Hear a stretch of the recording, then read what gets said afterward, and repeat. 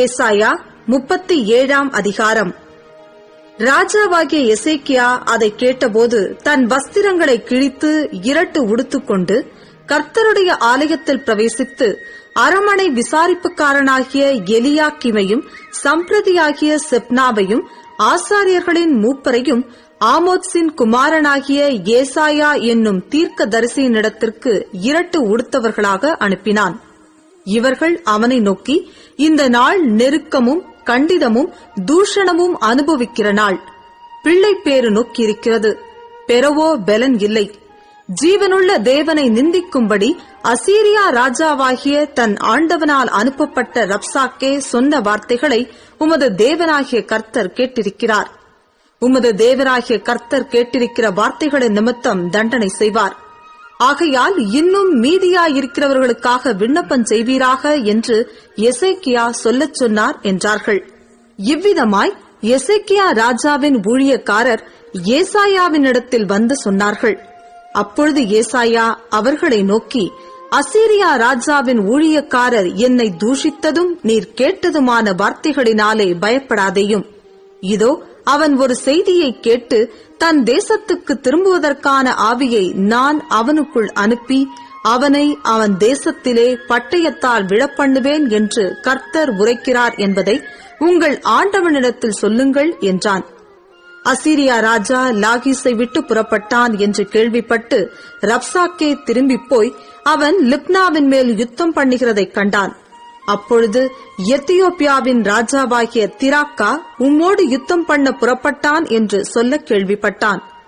அதை கேட்டபோது அவன் எசேக்கியாவினிடத்துக்கு ஸ்தானாபதிகளை அனுப்பி, நீங்கள் யூதாவின் ராஜாவாகிய எசேக்கியாவுக்கு சொல்ல வேண்டியது என்னவென்றால், எருசலேம் அசீரியா ராஜாவின் கையில் ஒப்புக் கொடுக்கப்படுவதில்லை என்று நீ நம்பியிருக்கிற உன் தேவன் உன்னை எத்த ஒட்டாதே.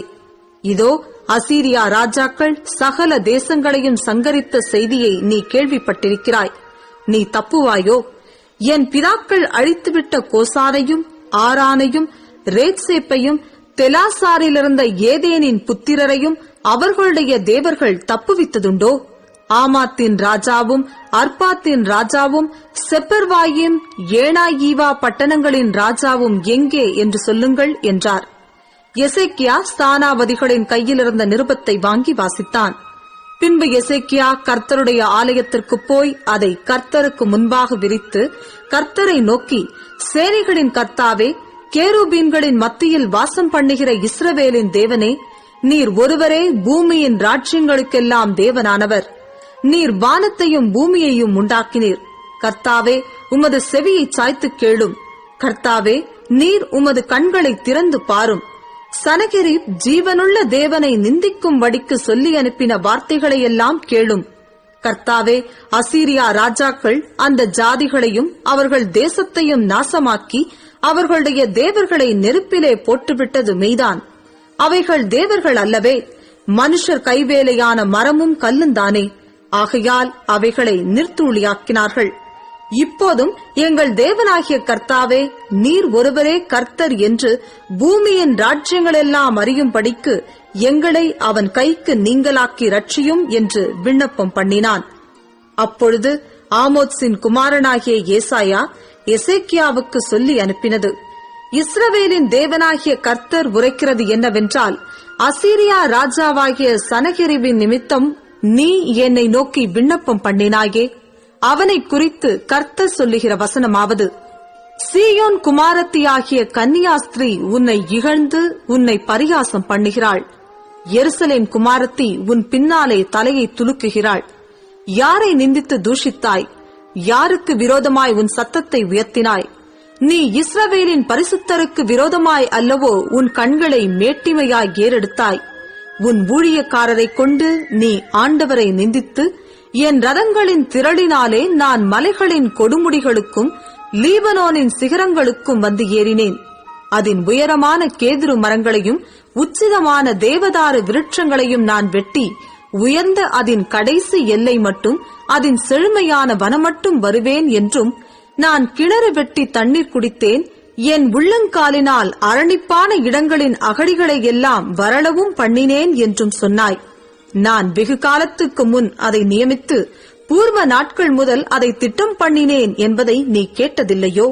இப்பொழுது நீ அரணான பட்டணங்களை பாழான மண்மேடுகளாக்கும்படி நானே அதை சம்பவிக்க பண்ணினேன். அதனாலே அவைகளின் குடிகள் கை இழைத்தவர்களாகி கலங்கி வெட்கப்பட்டு வெளியின் புண்டுக்கும் பச்சிலைக்கும் வீடுகளின் மேல் முளைக்கும் புல்லுக்கும் ஓங்கி வளரும் முன் தீந்து போம் பயிருக்கும் சமானமானார்கள். உன் இருப்பையும் உன் போக்கையும் உன் வரவையும் நீ எனக்கு விரோதமாய் கொந்தளிக்கிறதையும் அறிவேன். நீ எனக்கு விரோதமாய் கொந்தளித்து வீரியம் பேசினது என் செவிகளில் ஏறினபடியினாலே நான் என் துரட்டை உன் மூக்கிலும் என் கடிவாளத்தை உன் வாயிலும் போட்டு நீ வந்த வழியே உன்னை திரும்ப பண்ணுவேன். உனக்கு அடையாளமாயிருப்பது என்னவென்றால், இந்த வருஷத்திலே தப்பி பயிராகிறதையும் 2ஆம் வருஷத்திலே தானாய் விளைகிறதையும் சாப்பிடுவீர்கள். 3ஆம் வருஷத்திலோ விதைத்து அறுத்து திராட்சத் தோட்டங்களை நாட்டி அவைகளின் கனிகளை புசிப்பீர்கள். யூதா வம்சத்தாரில் தப்பி மீந்திருக்கிறவர்கள் மறுபடியும் கீழே வேர் பற்றி மேலே கனி கொடுப்பார்கள். மீதியாயிருக்கிறவர்கள் எருசலேமிலும் தப்பினவர்கள் சீயோன் மலையிலுமிருந்து புறப்படுவார்கள். சேனைகளுடைய கர்த்தரின் வைராக்கியம் இதைச் செய்யும். ஆகையால் கர்த்தர் அசீரியா ராஜாவை குறித்து, அவன் இந்த நகரத்துக்குள் பிரவேசிப்பதில்லை, இதன் மேல் அம்பு எய்வதும் இல்லை, இதற்கு முன்பாக கேடகத்தோடே வருவதும் இல்லை, இதற்கு எதிராக கொத்தளம் போடுவதும் இல்லை. அவன் இந்த நகரத்துக்குள் பிரவேசியாமல் தான் வந்த வழியே திரும்பி போவான். என் நிமித்தமும் என் தாசனாகிய தாவீதின் நிமித்தமும் நான் இந்த நகரத்தை ரட்சிக்கும்படிக்கு இதற்கு ஆதரவாயிருப்பேன் என்பதை கர்த்தர் உரைக்கிறார் என்று சொல்லி அனுப்பினான். அப்பொழுது கர்த்தருடைய தூதன் புறப்பட்டு அசீரியன் பாளையத்தில் 185,000 பேரை சங்கரித்தான். அதிகாலமே எழுந்திருக்கும் போது இதோ அவர்கள் எல்லாரும் செத்த பிரேதங்களாய் கிடந்தார்கள். அப்பொழுது அசீரியா ராஜாவாகிய சனகெரிப் பிரயாணப்பட்டு திரும்பிப் போய் நினிவேயிலிருந்து விட்டான். அவன் தன் தேவனாகிய நிஸ்ரோக்கின் கோவிலிலே பணிந்து கொள்ளுகிற போது அவன் குமாரராகிய அத்ரமலேக்கும் சரைத்சேரும் அவனை பட்டயத்தினால் வெட்டி போட்டு அரராத் தேசத்துக்கு தப்பி ஓடிப்போனார்கள். அவன் குமாரனாகிய எஸ்ரத்தோன் அவன் பட்டத்திற்கு வந்து அரசாண்டான்.